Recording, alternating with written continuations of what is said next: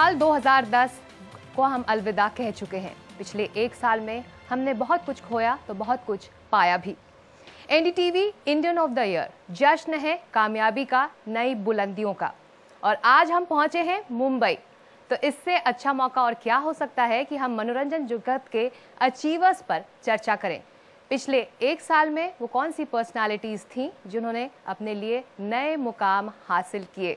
तो मेरे साथ यहाँ मुंबई की जनता है और साथ में मुंबई के 5 बड़े चेहरे। प्रसून जोशी, इनको आप सब पहचानते हैं, साथ में मुंबई का एक जाना पहचाना नाम, और साथ ही फैशन डिज़ाइनर चाइना एनसी, मशहूर गायक अभिजीत, अभिनेत्री नगमा और वाजिद, जिनकी धुनों पर आप सभी इन दिनों थिरक भी रहे होंगे। आप सभी लोगों का शुक्रिया इस चर्चा में शामिल होने के लिए। प्रसून, अगर आपसे शुरू करें, रिसेशन के बाद 2010 आया, एंटरटेनमेंट इंडस्ट्री ने कई अलग अलग चीज़ें दिखाने की कोशिश करी। आपके लिए सबसे बड़ा हाई पॉइंट 2010 में क्या रहा आपके मुताबिक?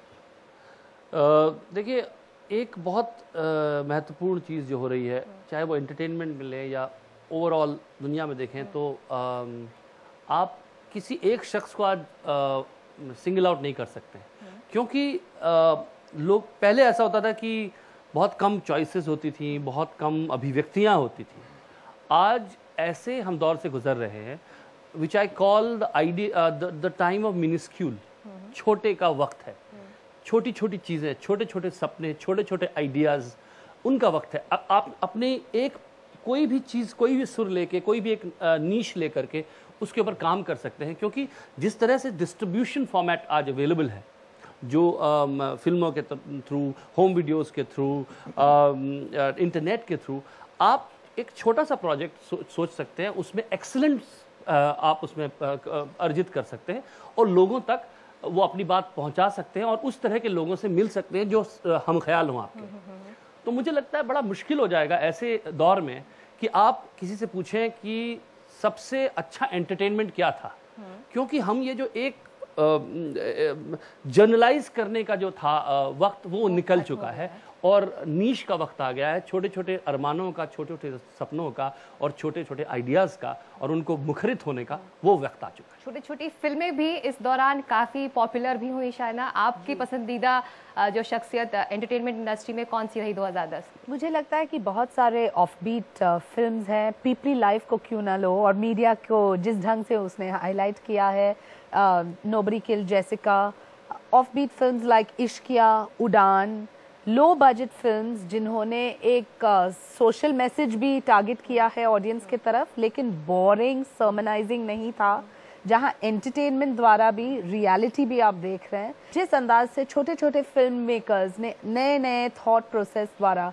ये जितने भी सोशल कॉजेज को टच किया है, मुझे लगता है वो it's a contribution to India and Indian society. 2010 में अभिजीत, क्या संगीत की दुनिया के चेहरे हावी हुए अभिनेताओं पर? थोड़ा सा कंट्राडिक्ट मैं यहाँ पे रहूँगा। मुझे ऐसा लगता है कि इस साल भी, मतलब पिछले साल भी हावी रहा कमर्शियल। देखिए, पहले भी होता था, बासु चटर्जी जैसे लोग पिक्चरें बनाते थे, बीच में बंद हो गए। छोटी फिल्में, बड़ी फिल्में फ़र्क नहीं। छोटी फिल्मों का आप जो आप देखेंगे, जो उनका प्रमोशन, जो बजट है, that is double, almost 4 times bigger than the movie, जो मुझे दिखता है, ठीक है, एज एन ऑडियंस। लेकिन हावी अभी भी रहा कमर्शियल, चाहे वो शीला की जवानी हो या झंडू बाम हो या दबंग हो। लेकिन आप 3 या 4 पिक्चरों को देख रहे हैं same time. There are 40 movies, 50 movies, 60, 100 movies इस तरह की छोटी छोटी फिल्में रिलीज हुई, but they didn't do at all, कुछ भी नहीं किया उन्होंने, पब्लिसिटी नहीं हो पाई। तो आपने देखा कि पब्लिसिटी की पर्सनालिटीज हावी रही 2010 में भी। जी हाँ, हावी रही।